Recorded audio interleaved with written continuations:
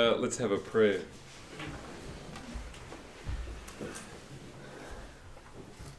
Father in heaven, we just thank you that we can open the Word once again tonight as we continue our study, as we're looking at the subject of the atonement, of the sanctuary, the final atonement, the blotting out of sin, and how all this affects us in the light of our understanding of your justice and your mercy as we have come to understand it. And we thank you in Jesus' name. Amen.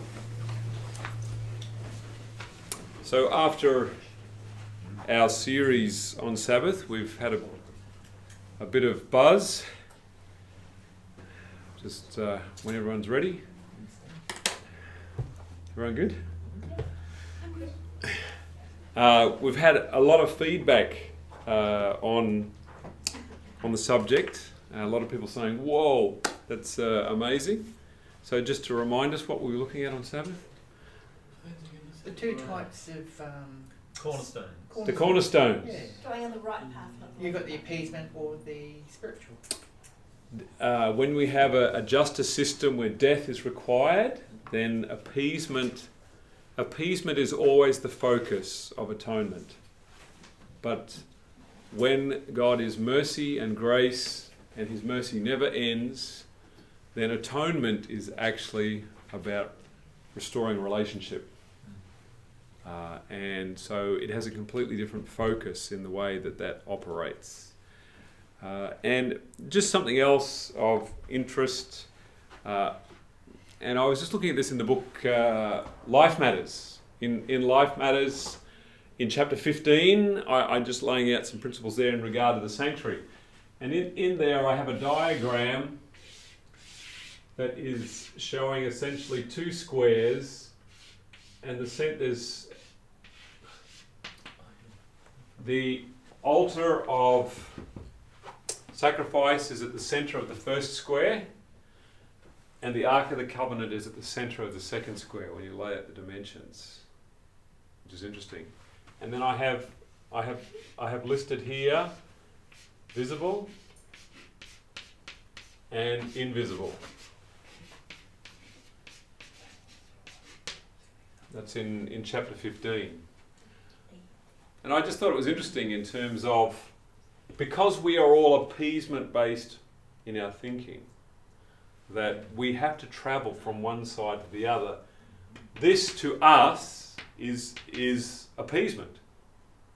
When we first walk into the sanctuary with our carnal mind, our carnal understanding, when we look at the altar of sacrifice, we are thinking appeasement. That's why it's on an altar of brass, is to reflect our brass thinking.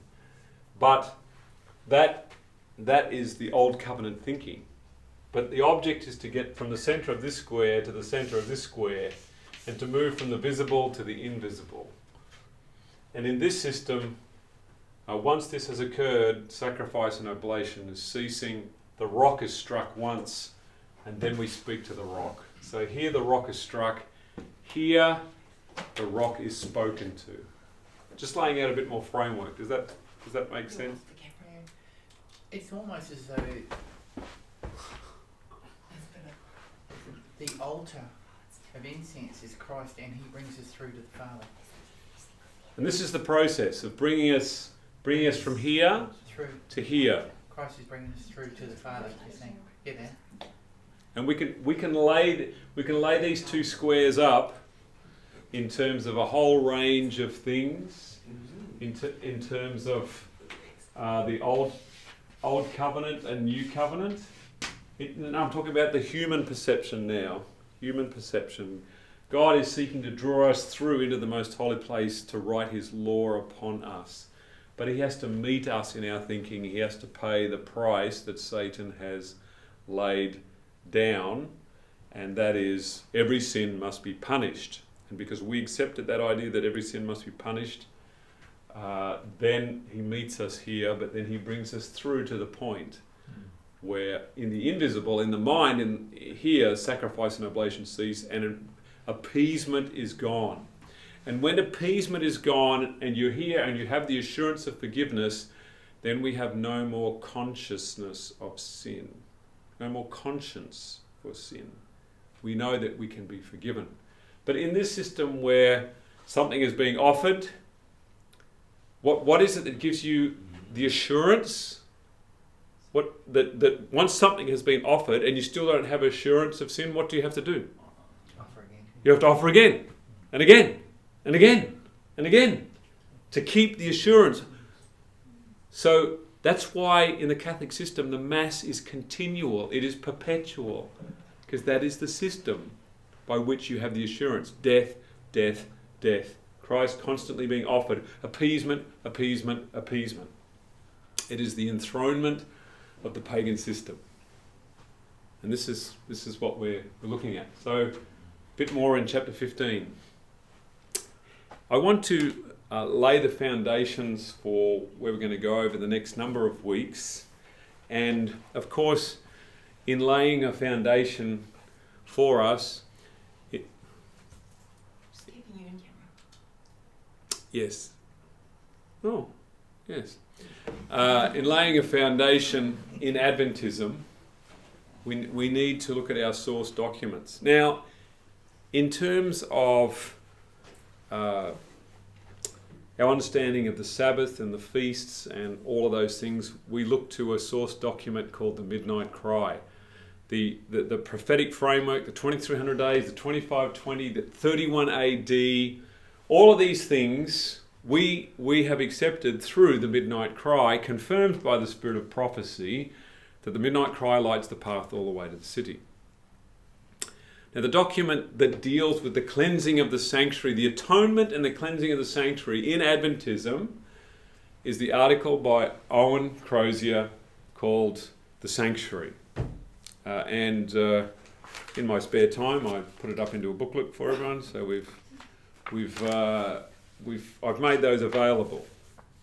Because if we want to look at the cleansing of the sanctuary, we need to anchor it in the movement that we know, that inspiration tells us was a great movement of God. And Great Controversy tells us that the 1840-44 movement was a great movement of God. She compares it to the fourth angel of Revelation 18. She speaks about the Revelation 18 and then she goes back and compares to 1840 to 44 as a great burst of light. And this is the period that many Adventists today actually see as, well, they're just in darkness. 1844 is irrelevant. We don't need to worry about any of those things, but that's not what that's not what the testimony of Jesus tells us. The testimony of Jesus is that this was a period of great light that came into the world. And so we want to look at that document, but I want to sort of come into this through an experience, my own experience coming into Adventism. Welcome. And I want to relate to you a story, because having just had a conversion, being raised in the Adventist church, and then having a conversion experience, very early in my time, I find myself going to an independent meeting in Yeronga-Pilly. And it was a meeting by George Burnside. Now, do we all know George Burnside? Yeah, I'm very well. George Burnside was the greatest evangelism in the South Pacific through the 1950s and 60s, probably.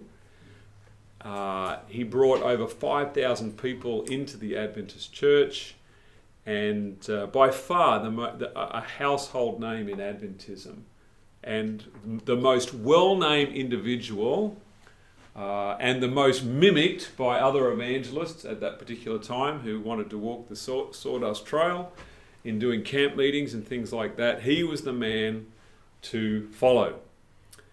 And here I am meeting this man. First time I'd actually met him. And as I walked in the door to this meeting, I had my Bible under my arm, and the gentleman said to me, "I hope that's a King James version, young man." As that George would do. It wasn't George, it was one of the other guys that said that. And the meek and subservient element in me said, "Yes, sir, yes, sir." The Dutch side of me said I should have brought my NIV. But I was kind of put off by the the abrupt, the credentials required to come in is that I bring my KJV. And as I went in and I listened to a man that was angry.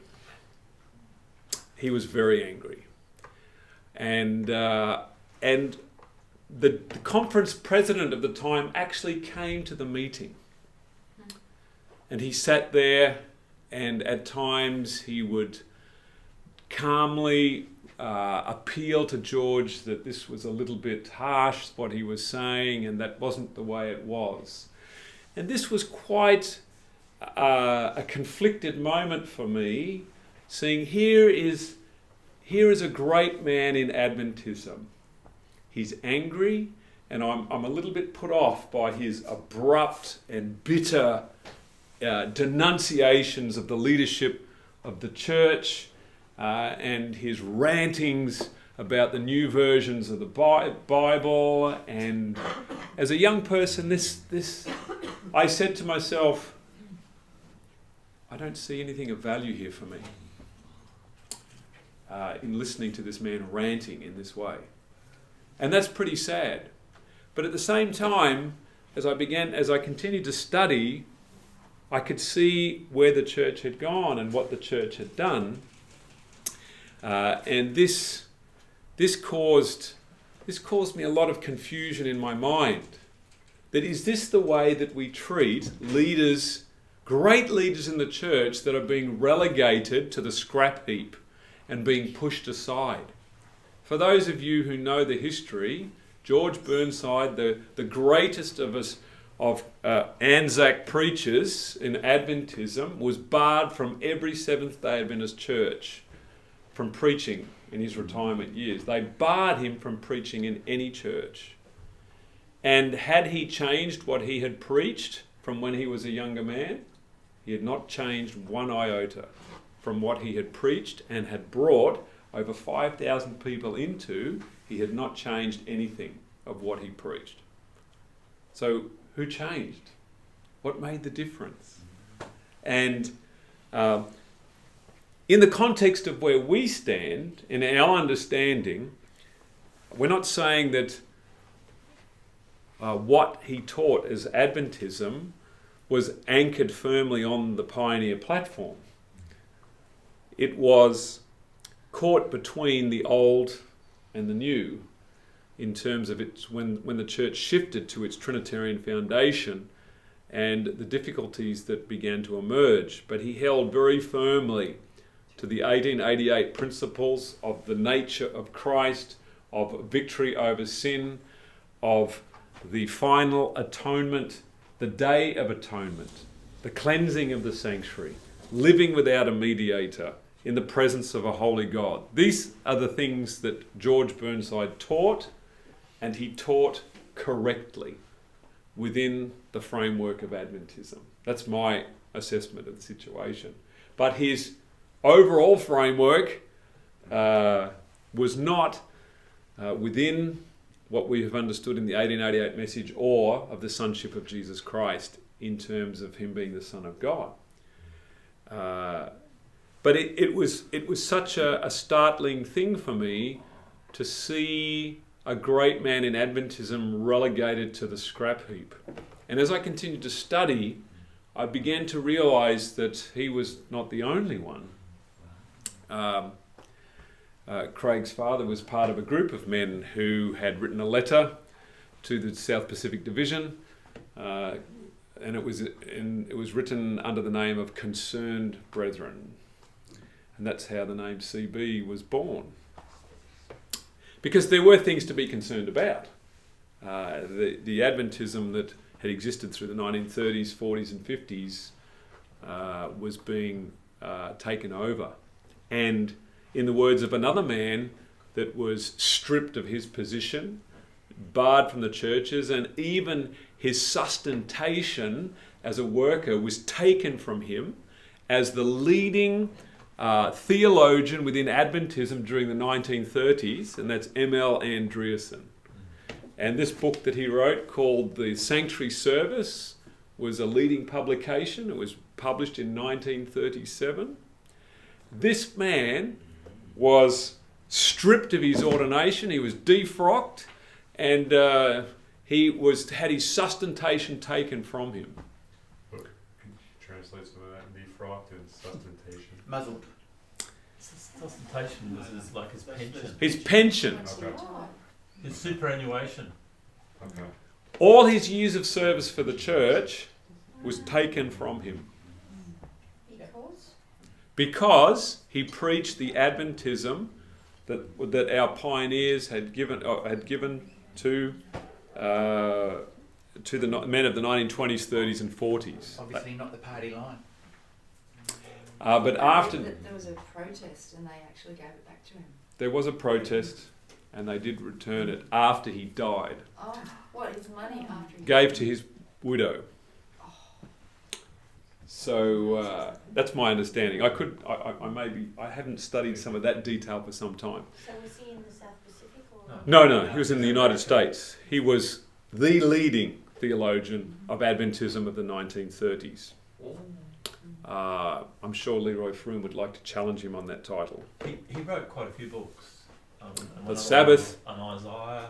Yep. Sabbath. There's lots of books he wrote. And many of them are on Maranatha Media. So it's quite good material. And it's solid. Of course, it doesn't have the tenor of the 1888 message because we had rejected the 1888 message. That emphasis does not come through as clearly. But this material is important because it still holds the framework of Adventist eschatology and the last days in terms of the cleansing of the sanctuary. It's true to what was given to Owen Crosier and what we studied in the Sabbath conferences. And so it hasn't deviated from that position, although, as I say, the understanding of righteousness by faith is not coming through as clearly as the 1888 messengers, and therefore we have this difficult situation created within Adventism. And this is something that Donald Short alludes to in his book called the Then Shall the Sanctuary Be Cleansed.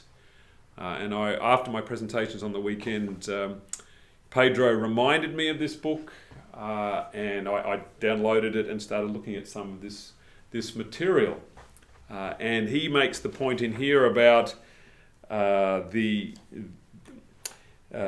can't remember exactly where he'd written it, but that neither traditional Adventism nor the new evangelical element of Adventism would be able to solve the dilemma that we are now in, and that was in the 1990s when he published this. So he's saying there's a problem because Donald Short is looking at the problem from an 1888 emphasis, a much greater 1888 emphasis than some of the others, and he's saying that's not going. The traditional side is not going to solve this. Neither is the evangelical side. That also rejected the daily, I guess, that framework as well, which put them in a very vulnerable place. That was the big problem for M.L. Andreasen and those with him, is that they had come down on the heavenly view of the daily with W.W. Prescott and Arthur Daniels. They had inherited this understanding, this new view of the daily that was pioneered by L.R. Conradi. And so that really set the church up for a really difficult process. So I want to just to set this up. I have a document here called Letters to the Churches. If you want to understand what happened to Adventism, and particular reference to this book called Questions on Doctrine, this would have to be the most shameful piece of literature ever published in an Adventist press, to deviate and push us completely off the path that had been given. This is what finished it off for us in terms of where we were going, and it guaranteed absolute apostasy. Danny did say on Facebook today that sometimes I can be a bit blunt. Hard not to be with that thing. Sorry? Hard not to be with that publication. And then Movement of Destiny, which followed. followed too. And then Movement of Destiny, which followed after that. But anybody who studied Adventism knows that this is a significant departure from the Adventist foundations that we hold. Of course, as I began to study this history and look at this history, I began to understand more and more the anger of George Burnside. The problem is that anger, the wrath of man, does not work the righteousness of God. It doesn't fix the problem. It doesn't represent to a next generation something that is a loving and lovable Christian. And that's the problem. And that's how Satan wants to drive people away from those who are holding the keys to lead us back to the truth, are actually presenting to you a bitter and angry situation. But as we see in the life of A.T. Jones, as we see in the life of George Burnside and M.L. Andreasen, men that have held very prominent positions in our organisation, when there is a dramatic shift in Adventism away from everything that they have given their lives to, the temptation to bitterness becomes overwhelming. And I think that's something that Samuel felt in dealing with Saul. Everything that he had worked for went down the tubes. And Agag came to symbolize everything that was just boiling up inside of Samuel. He represented the annihilation of everything that he had worked for. And so that's where we see this anger manifested with such intensity and ferocity as to hack that man to pieces. And I think if we were living in that age and with that understanding, we would have seen a bit of a repeat of that in some of the men that have existed in Adventism today. Because I felt that bitterness, and if you read letters to the churches, you can feel a bit of that coming through. I was going to say, Robert Weiland manifested the opposite spirit, and he wrestled with appealing to the church for many, many years. Yes. Letters to the Church is written by M.L. Andreasen. And this is where Robert Weiland manifested a different spirit, and for some of us that encountered his ministry in the early 1980s, we sensed something different about him. And I was quite attracted to his ministry, as were many others in the 80s, in the 1980s. Robert Weiland had presented some material when he was studying theology in the United States. He had presented some concerns that he had about Protestant theology being brought into Adventist theology in terms of righteousness by faith and what faith is. And I think it was it E. Stanley Jones? There was a particular evangelical author that his material was coming into Adventism. Robert Weiland appealed to the leadership. He was told to to cease his course. He was to vacate his room within 24 hours and get out and leave as a result of him making this appeal. And he agonized in prayer and he submitted. He submitted to the church. And that's why, one of the only reasons why we are here today is because of that man, Robert Weiland. Him and Donald Short. Without their testimony, we would have lost our history of what happened in 1888. It was Robert Weiland and Donald Short that brought this back to us. And of course it was God through them that did this. And they showed us a different way. A spirit that is gentle, patient, submissive in dealing with the leadership of the church, as opposed to others who become very angry and bitter. And of course, those men lost the war for the next generation of Adventism. Whereas Robert Weiland was able to maintain some level of interest. Now, it's true that there are still proponents of those who follow with M.L. Andreasen and George Burnside and others. There is a small contingent of those men that still present what we would call final generation theology or last generation theology. within Adventism. It is structurally sound. It's just missing the 1888 component, which of course makes it very withering to endure. But it's anchored in the right place, except for that issue. So I want to read to you some thoughts here from letters to the churches. And you can find it on the internet. Letters to the Churches, M.L. Andreessen. This was penned in 1957. Which page? Don't know. This one doesn't have pages. It's in chapter 1. And he just says some history. It may interest the reader to know how these new doctrines came to be accepted by the leaders and how they came to be included in questions on doctrine, and thus receiving official standing. And this is where he starts. The question of the nature of Christ while in the flesh is one of the foundation pillars of Christianity. On this doctrine hangs the salvation of man. So he goes right to the key point here. The Apostle John makes it a deciding factor by saying, every spirit that confesseth that Jesus Christ is come in the flesh is of God, and every spirit that confesseth not that Jesus Christ is come in the flesh is not of God. Now, in the 1980s, this text was a pivotal text, and the meaning of the word come in the flesh and what type of flesh that it was that he took.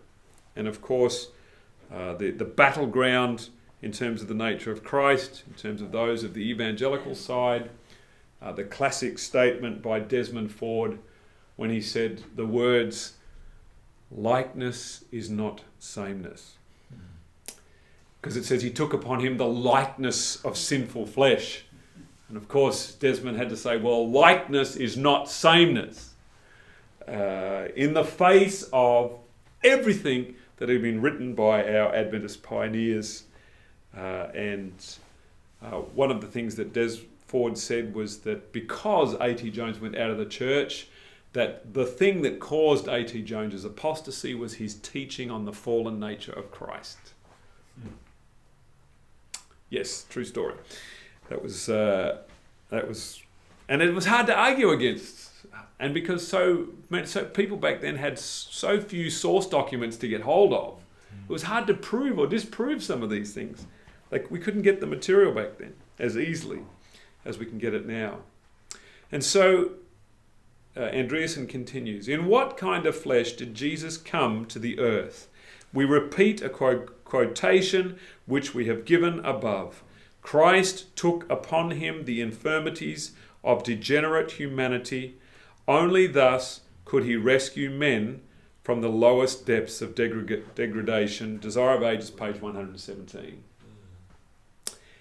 Only as Christ placed himself on the level of the humanity he had come to save, could he demonstrate to men how to overcome their infirmities and passions. And we see Andreessen arguing that Christ taking our nature is absolutely vital to man comprehending and believing he can have victory over sin. And why is the doctrine of victory over sin so important to Adventism? Because of the doctrine of the cleansing of the sanctuary. The atonement. And that Christ will leave the heavenly sanctuary before he comes back to earth. All of these doctrines are all lined up together in a row. And so that is why the nature of Christ, like us, is such an important teaching to this understanding. And I'll just read a little bit more here. If the men with whom he associated had understood that he was exempt from the passions with which they had to battle, his influence would immediately have been destroyed and he would be reckoned a deceiver. His pronouncement, I have overcome the world, would be accepted as a dishonest boast. For without passions he had nothing to overcome. His promise that to him that overcometh will I grant to sit with me on my throne, even as I also overcame and have sat down Father and his throne would be met with the claim that if God would exempt them from passions, they also could do what Christ had done. And I would suggest that there's no flaw in his logic. This is exactly the issue. And this was the issue that was fought very heavily in the early 1980s on the nature of Christ. This was the issue. Why did we have to have the nature of Christ like us? Because exactly as he said, if he didn't know what it was like to wrestle with sin like us, how can he expect us to overcome? Which means the whole Adventist sanctuary doctrine is sold down the river, as M.L. Andreasen puts it in these documents. So the issue of the nature of Christ is very important in our understanding of the cleansing of the sanctuary. And I certainly would encourage you to become familiar with this document. It's important to understand some of this history. And Andreasen is very emphatic about this. He says that God exempted Christ from the passions that corrupt men is the acme of all heresy, is the pinnacle of all heresy. Now that's a very strong statement from the most senior theologian within Adventism in the 1930s and 40s. He's saying this is the deadliest of heresies. So for Adventism to turn its back on what this leading man is saying, what does it tell you that the church is doing to its foundations? It's turning its back. It's turning its back on its foundations. When the most leading men are being treated in this manner and in this way, it is destruction of all true religion and completely nullifies the plan of redemption. It's true that Andreasen is getting quite emphatic in his speaking, and some could say that he is overstating his case in the way that he's expressing it, because I've heard other men say that when I've read this, that sometimes he was overstating things. But when truth is being taken away, that is the nature of men to overemphasize the point to get it through. Great responsibilities rest upon those who teach such false doctrines to the destruction of souls. The truth, of course, is that God spared not his own Son, but delivered him up for us all, rather because his nature was sensitive to the least slight or disrespect or contempt. His tests were harder and his temptations stronger than any we have to endure. He resisted even unto blood. No, God did not spare or exempt him. In his agony, he offers up prayers and supplications with strong crying and tears unto him that is able to save him from death, and was heard in him that feared. And here you hear Andreasen pleading for a Christ who is able to succor them that are tempted. And why do we need a Christ that is able to succor them that are tempted? In order that they might overcome sin. To be able to stand in the most holy place by faith without the mediation for sin. And that's why he's arguing this case very, very strongly. So in the letters that Andreasen gives, as he comes along to discuss the subject of the atonement, he has here a section where it says, Crosier speaks. And he quotes directly from Crosier's document on the sanctuary. Okay, that's why I'm addressing this particular point. And he quotes from Ellen White in regard to Crosier on how we get our sanctuary doctrine and how it comes about. I believe the sanctuary, and he's quoting Ellen White, I believe the sanctuary to be cleansed at the end of the 2,300 days is the New Jerusalem, temple of which Christ is a minister. The Lord showed me in vision more than a year ago that Brother Crosier had the true light on the cleansing of the sanctuary. Now that's the point that I want you to pick up on tonight. Ellen White was shown that Crosier, what is written in this document, presents the true light on the cleansing of the sanctuary. That's the point. It's a foundational document, and we understand, and it's not confirmed, but on the morning after the Great Disappointment, that as Hiram Edson was walking in the cornfield, it was Owen Crosier who walked with him. Now, we don't know if that's exactly the case, but it was Hiram Edson in consultation with Owen Crosier that led to the development of this document that was placed in the Daystar Extra of February of 1846, laying out this understanding of the sanctuary. And that is why I have in my office, I have a picture which is I've been to Hiram Edson's farm in New York, and it looks nothing like that picture. But I have this picture on my painting on my wall, and there is Hiram Edson standing in the cornfield, and in his mind he's looking up to the heavenly sanctuary. That is what epitomizes Adventism to me. That's why the picture, I have it in my room. That's why it's so critically important to me in my calling into Adventism. And so the fact that Hiram Edson had something to do with this document, but Owen was the one that wrote it out, says that as we now begin to study the subject of the cleansing of the sanctuary, the blotting out of sin, and the two goats, we need to read carefully what Owen Crosier wrote, because inspiration, the testimony of Jesus himself, is that this document contains the truth about the cleansing of the sanctuary. Okay? That's the main point of what I wanted to get to tonight. And this is raised by M.L. Andreasen in his letters to the churches. So I'm putting in, he's quoting Crosier. That's his founding document to work from, backed by the spirit of prophecy. And so I'm glad, Daniel, that you're excited about this. That's good.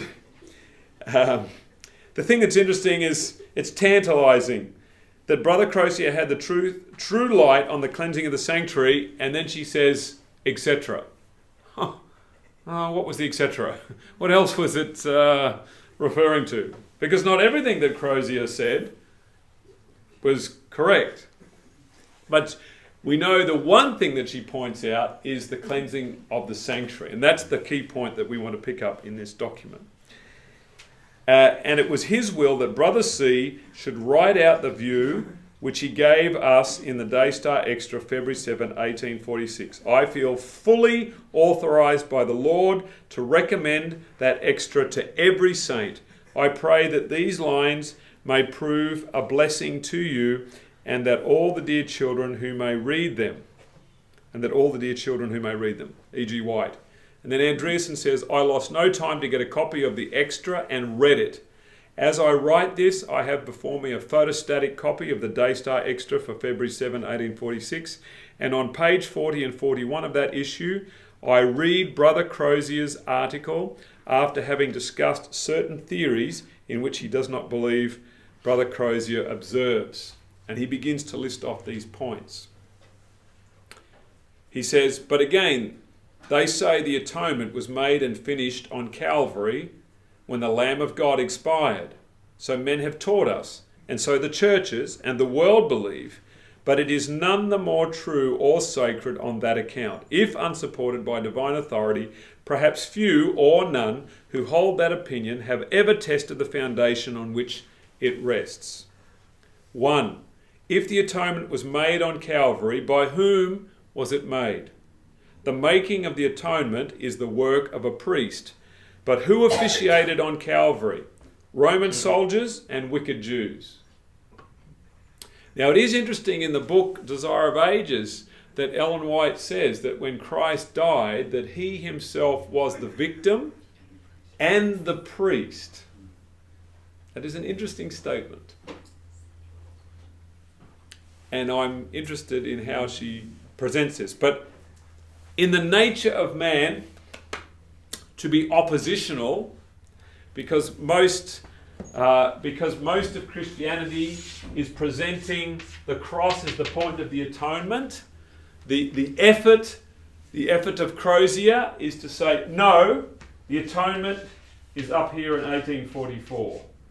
There is still an oppositional framework that is operating, and we need to distill that out when we're reading this information. It doesn't have to be either or. Okay? Because what Christ did on the cross is critical to what is done in 1844. What is done in the centre of this square is critical to what is done in the centre of this square. That's the point. And when we understand the covenants correctly, the old covenant leading to the new covenant, death leading to life, we apprehend no trial here. We have no difficulty in putting those pieces together. But It's all by the same mediator. same mediator, same process. So, but this is not an end in itself. This is a gateway into purging consciences of men from guilt and sin. And this in itself is not going to do it. And so we just read a little bit further. I think we'll hand these, I'll just hand these out to you.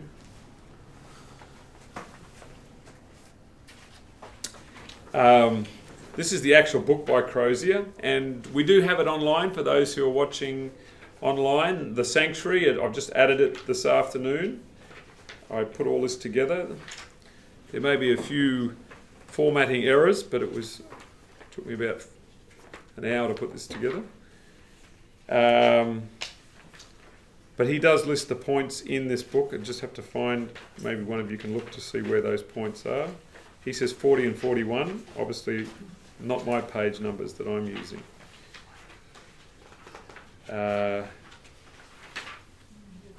Page 27.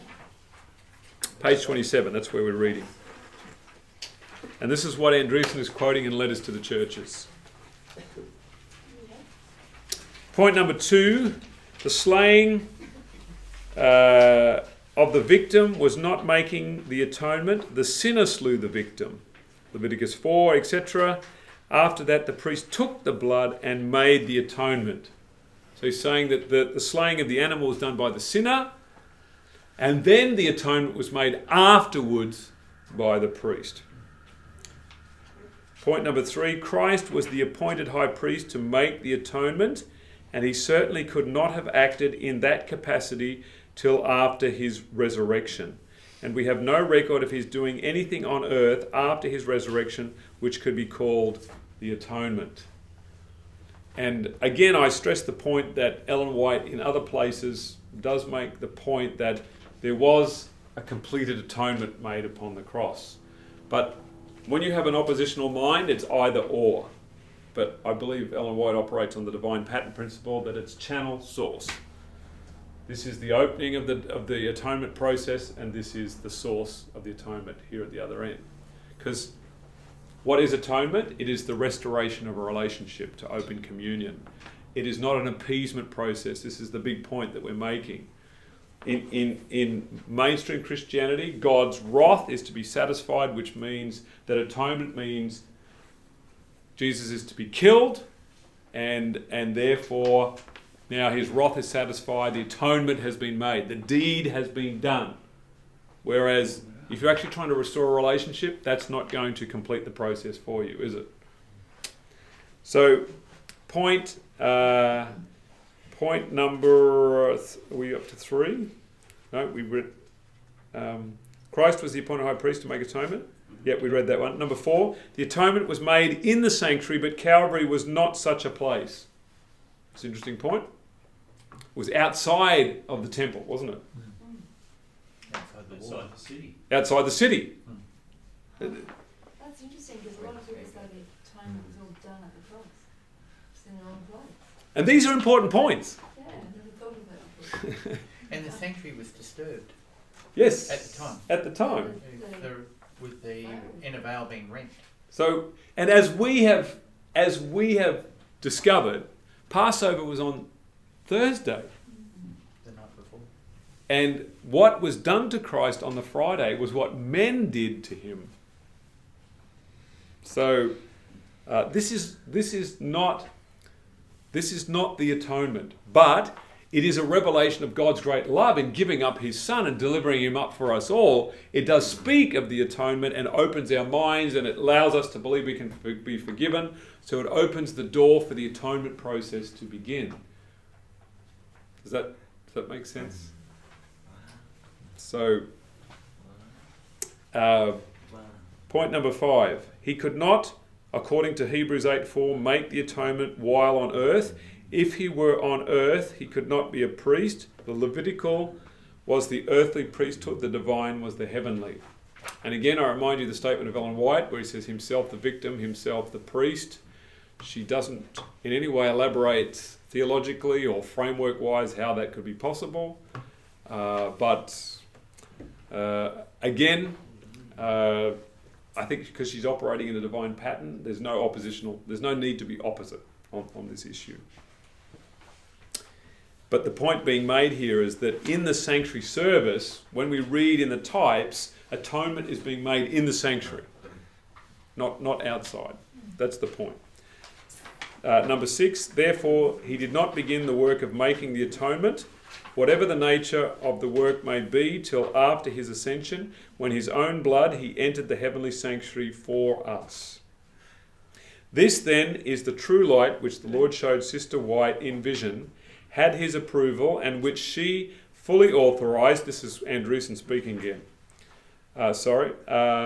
Only as we now downgrade Sister White can we reject this testimony of hers. We are not ready to do this. This is Andreasen. Okay? Now, the interesting thing, of course, is that with this legacy that was left in 1957, we have in this book by Donald Short, he quotes the same document. He says here on page 25 of the Sanctuary, it is this disappointment of man who went through the disappointment that turns the evangelicals off. They call this a face-saving proposition. But is it reasonable that people who... I better go back a little bit, where he talks about the disappointment that people went through. While I was thus standing in the midst of the field, my comrade passed on almost beyond speaking distance before me. He inquired why I was stopping. So this is Hiram Edson. I replied, the Lord was answering our morning prayer by giving light with regard to our disappointment. I talked these things with my brethren. And that's when Donald Short says, it is this testimony of a man who went through the disappointment that turns the evangelicals off. They call it a face-saving proposition. And while I was at Avondale College and I was studying psychology, one of the books that I had to purchase was a book talking about cognitive dissonance, people that go through a process of trying to give reason to things that have happened. And one of the examples in that textbook was the Millerites of 1844, was a case of cognitive dissonance, a face-saving device. I had to buy that book. Do you know what I did when I finished that subject? I won't tell you. So, but it is reasonable that people who had wept all night, because of sanctified grief at not seeing the Lord return should make up a hoax to foist off their own friends and fellow believers? Such a charge is illogical, heartless, and unjustified. It will not stand up in the face of sacred history and the symbology given to the Jews and confirmed by the true Lamb on Calvary. So then he says, their disappointment did not prevent their further study. 15 months later, O.R.L. Crosier published in the Daystar Extra, February 7, 1846, a full treatment of the sanctuary services and their meaning. It was this article that Ellen White made reference on April 21, 1847. She clearly endorsed Crosier's presentation with these words, and he quotes Ellen White again, saying that Crosier has the light on the cleansing of the sanctuary, and then he goes through several points in this document on the sanctuary And I'm going to continue to go through this and to see what he says on this particular point. But the point being here is both Andreasen and Donald Short are pointing to Crosier's document and backing up what Ellen White says. And so we need to go back to these documents.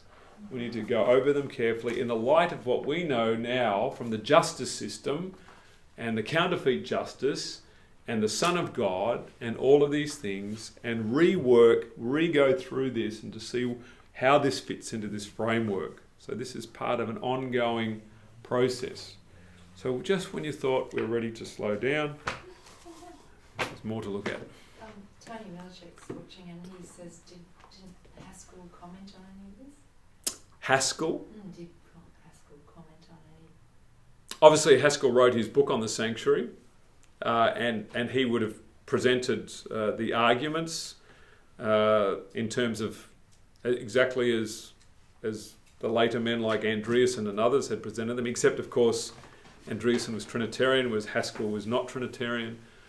Their understanding of the nature of Christ and all of those things, yeah. Daily. Well, obviously different on the daily, yes. And that's the problem, is that once Andreasen had shifted on the daily, it made it problematic for him in that understanding. And this is what's so unique about Robert Wieland and Donald Short, is that they had embraced the correct view of the daily. It's just one of those signatures. The correct view of the daily is vital to understanding the subject of the sanctuary. And of course it was in 1910 when the church almost split over the subject of the daily, but most Adventists know nothing about it. That it just about divided in 1910 on that question because of what Prescott was doing and Daniels were doing in trying to bring the whole denomination over into this new view against the old guard at that particular time. So I just wanted to provide some material for you. I would encourage you to look through this particular document. And again, as we're looking at the subject of the sanctuary, we're looking now through the lens of appeasement. And I just want to come back to the issue of the nature of Christ. If your object in making atonement is to satisfy justice, of the justice of God, then the offering that you want to give, you want to be of the highest quality possible, don't you? Which means that if Christ has a nature like ours, you're actually diminishing the quality of the sacrifice. And therefore he must have an unfallen nature for it to be the highest quality sacrifice, unblemished. Did you see the point? Yeah. And if he is in any way subordinate to the Father, if he would be the begotten Son of God, and therefore would be, by that definition, inferior to God, this sacrifice would not be enough. Do you see why it's driving in this direction? That an appeasement-based theology drives you towards the unfallen nature of Christ and to God the Son rather than the Son of God. Because it's all about the quality and the pedigree of the offering to satisfy divine wrath. The law. You see?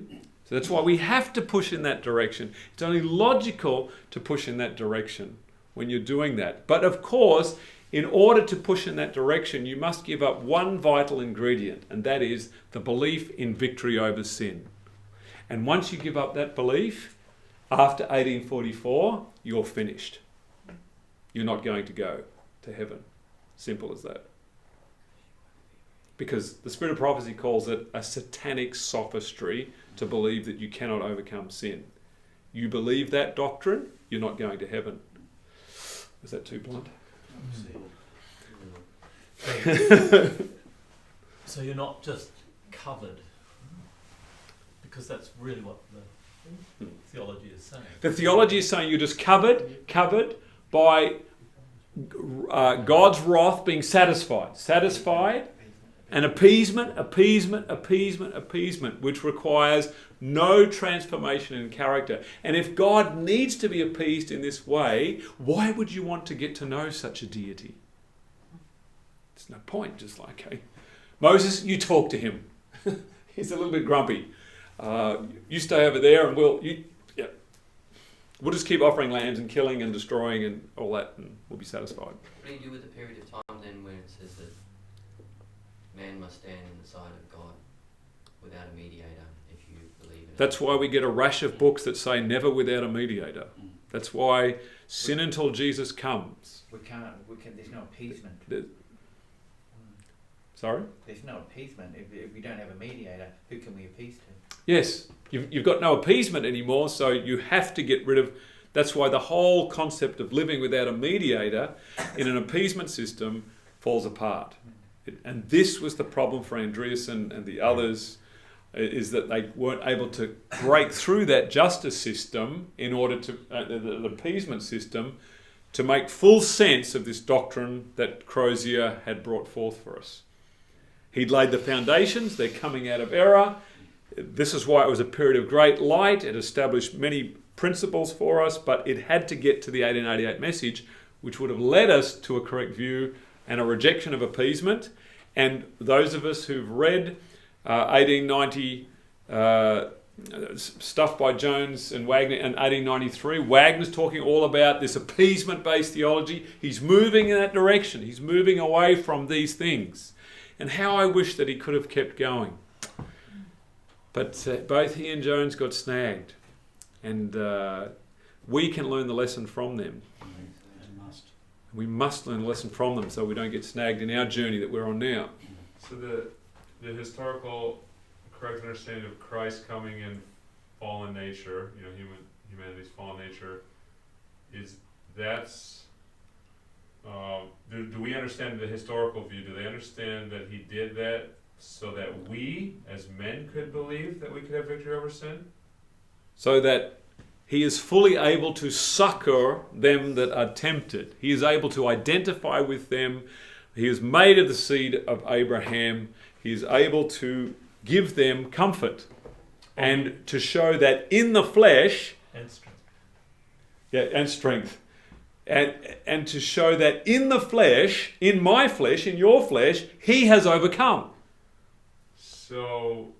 But that means the focus again becomes on overcoming sin and not meeting the appeasement-based sacrifice. So you're simply shifting focus because your focus is on a post-fall nature of Christ, because then you can't really deal with the appeasement requirement. So a post-fall understanding of the nature of Christ does not fit with an appeasement-based system. Correct. And yet Adventism was placing it in an appeasement-based system.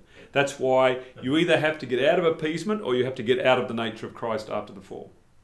But are we, so again, what you just explained there, that's our historic understanding, but isn't that still wrong in part, because if I understand this correctly, that he didn't need to come to know how on his end to succor us. He came so that we could believe it's possible, because we have the example of Enoch. Yeah. Right? So it's just, again, it's yet again like the reason Christ died on the cross was to meet our false idea of justice. The reason he comes in the flesh of fallen man is so that we can believe, even though it would have been possible because Enoch was translated. Okay. Right. It's so that we can see, because if he didn't come in the flesh, we would never be able to comprehend or understand that he knew what we felt like. But the historic position wouldn't have understood that because they didn't understand the 1888 message. So they would have said he had to come in the nature of fallen man in order so he could understand us, right? Or not necessarily? The issue of the nature of Christ didn't become an issue until after 1888. Okay. It was not a core doctrine of Adventism until 1888. Okay. So that came in a package together. Yeah. But he has to be in our fallen nature, otherwise we have no hope to hang on to him. How would he know how to deal with our sins if he didn't come in a fallen nature? Well, that's what we're just talking about. And that's the whole point. The whole point is, if we want to overcome sin and actually be at one-ment with God, to be fully reconciled with him, to open communion, sin has to be blotted out. It has to be removed. And it's not going to be done by, when we get to the pearly gates, a little screwdriver goes, oh, I'm perfect now. Because if he could have done that, he should have done it a long time ago. Really.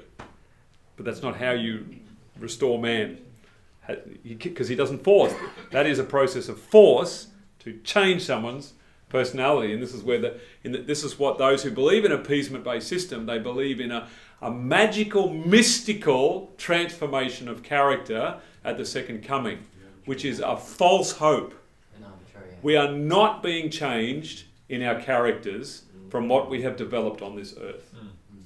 Our bodies will be, but not our Yes, our bodies will be, but our characters will not be in any way manipulated or changed from what we have developed on this earth through the grace and power of Christ. And Ellen White has a number of quotes in regards to that, about our character is the thing that will go through. Yes. That what is being changed now. Yeah. Until then.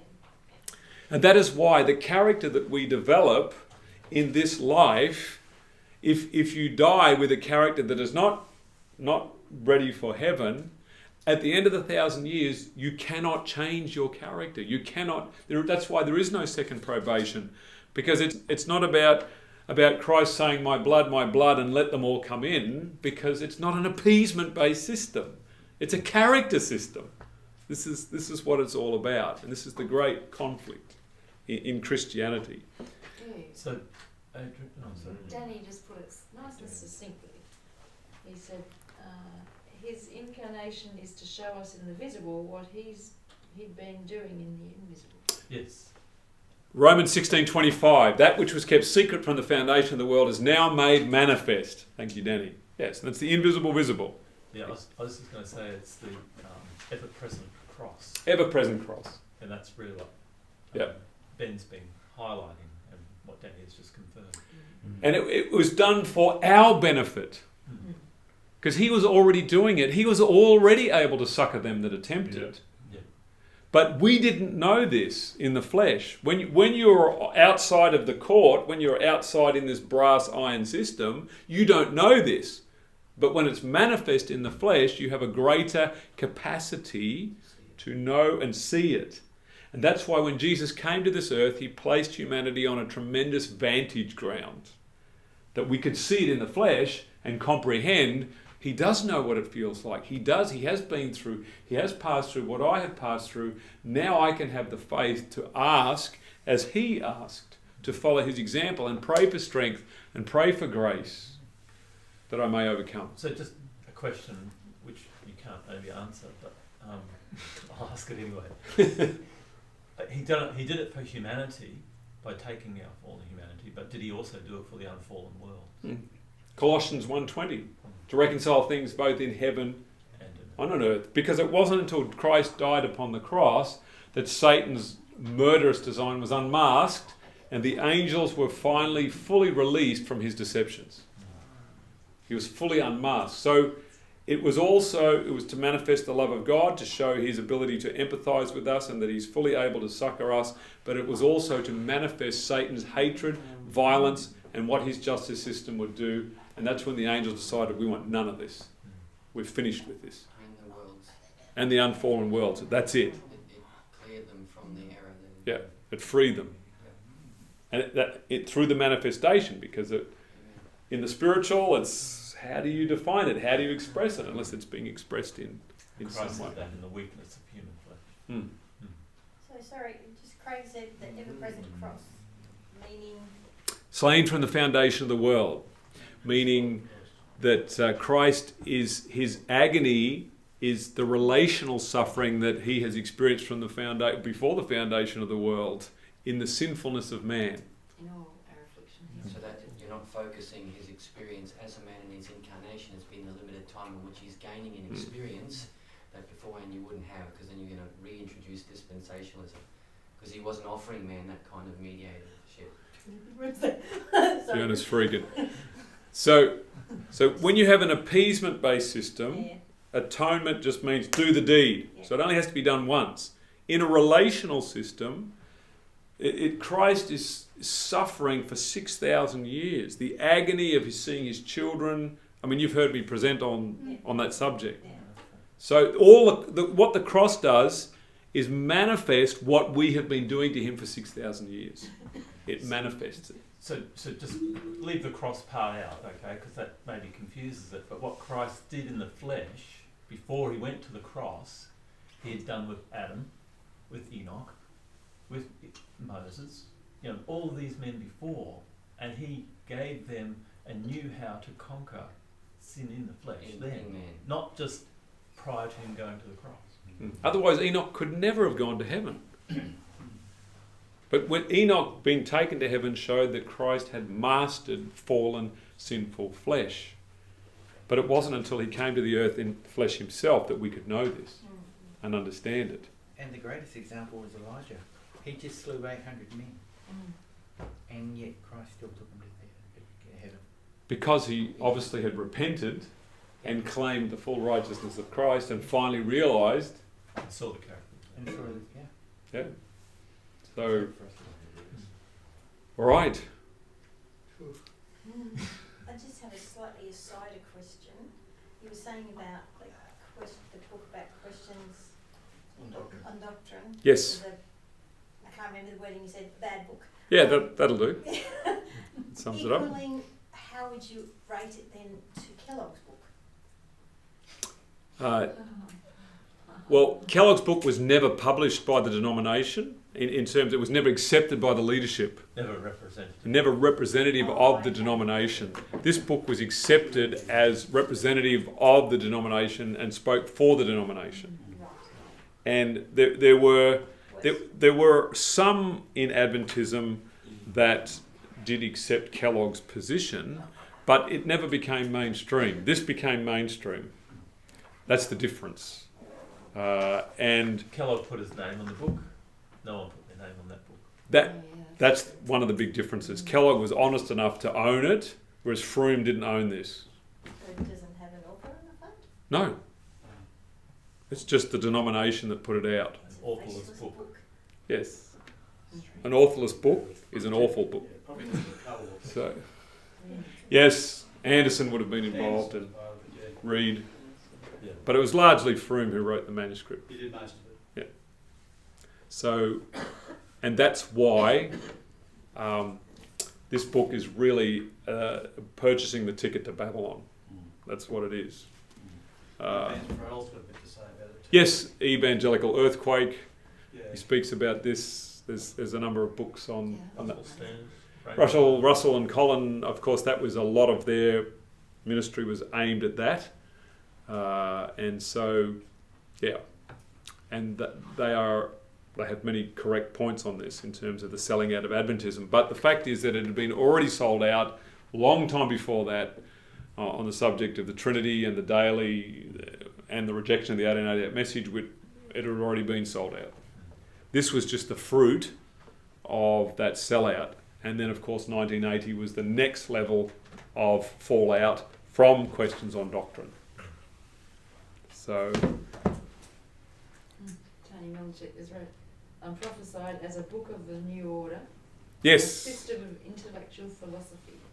Yes, books of a new order. This is the fulfilment of what Ellen White said in regard to books of a new order. Certainly is no author. So it certainly is no author. Yeah.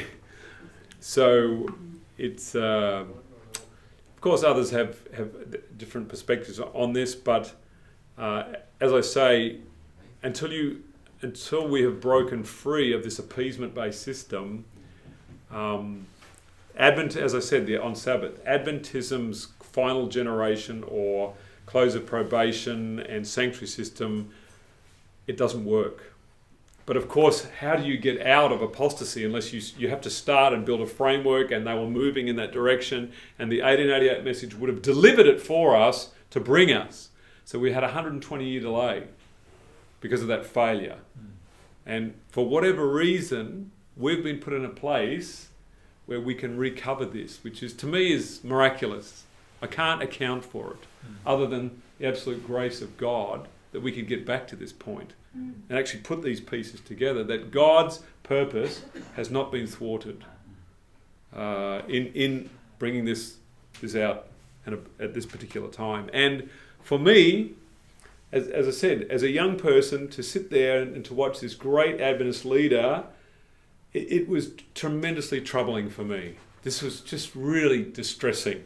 I was very distressed. I walked away from that meeting very unsettled. I knew that something was horribly wrong, that someone of this level should be, one, acting in this way and being treated in this way was just the fruit of something really horribly wrong. And this was simply the fallout of the clash coming from this book. And as we see that Hezekiah presented all the treasures of Israel to Babylon, so Froome, Reed, Anderson, they presented all the treasures of Adventism to Babylon, and 25 years after Hezekiah did this, Babylon came and took them all away.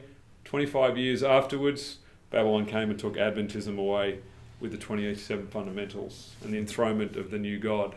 Oh, I hope I said that calmly.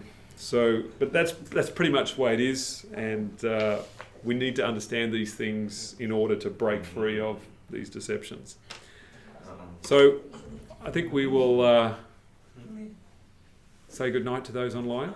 Yes, there's a whole collection of people there. We've got Danny and Mark Muskie. Yes, we said hello to those gentlemen. And Utah and Tony and Adam Pierce and Fricky. Oh, Fricky, wonderful. Thank you for joining us. Bronwyn said, miraculous indeed. Thank you. So, we've all got homework to do. Sorry about that, folks. To bring ourselves up to speeds, because we want to present clearly this material on the blotting out of sin and the cleansing of the sanctuary in light of the atonement. And our foundational document is this document by O.R.L. Crosier. That's our foundational document to work from. And I trust the Lord will guide us as we do that. Okay, we'll say goodbye to those online.